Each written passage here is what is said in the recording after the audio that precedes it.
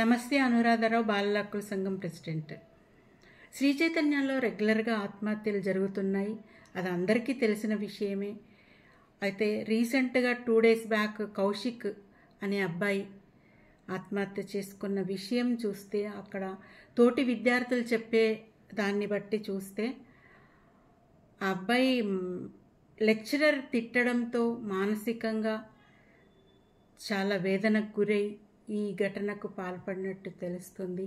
అయితే సూసైడ్ చేసుకున్నట్టుగా ఎలాంటి ఆధారాలు లేవు అని కొందరు చెప్తున్నారు. ఏంటి అన్నది రిపోర్ట్ రావాలి.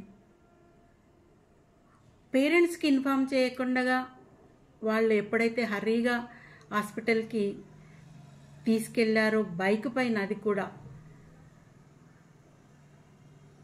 అక్కడే తెలుస్తుంది, అనుమానం మనకు దృఢపడుతుంది, అది సూసైడ్ కాదు, ఇంకేదో జరిగింది అని. పిల్లలను ఎంతో ప్రేమతో మీ దగ్గర వదిలిపెట్టి వెళ్తున్నారు పేరెంట్స్, లక్షల్లో ఫీజులు కట్టి. వాళ్ళను సురక్షితంగా చూడాల్సిన బాధ్యత కాలేజీ వాళ్ళదే. వాళ్ళు ఉన్నన్ని రోజులు, వాళ్ళు ఉన్నంతసేపు, ఎక్కడ హాస్టల్లో ఉన్నా, కాలేజీలో ఉన్నా, క్లాస్లో ఉన్నా, ఎక్కడ ఉన్నా బాధ్యత కాలేజీ వాళ్ళదే అవుతుంది. ఏం జరిగినా కానీ ఖచ్చితంగా ఈ అబ్బాయికి న్యాయం జరగాలి.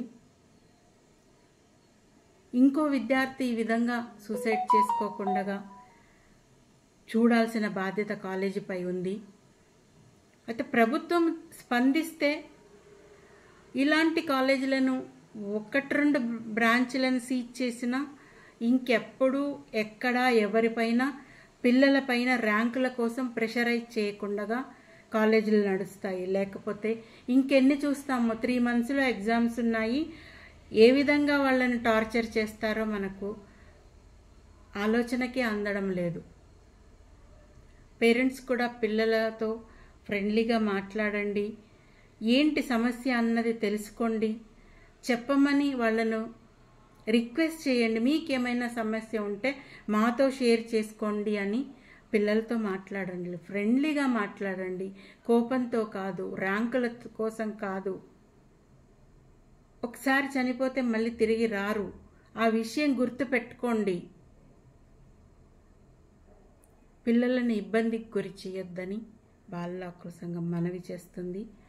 ప్రభుత్వం వెంటనే స్పందించాలని, ఇంకో ఉదంతం జరగకుండా, ఇలాంటి ఘటన ఇంకోటి జరగకుండా చూసుకోవాల్సిన బాధ్యత ప్రభుత్వానిదే అని బాలల హక్కుల సంఘం డిమాండ్ చేస్తుంది. నమస్తే.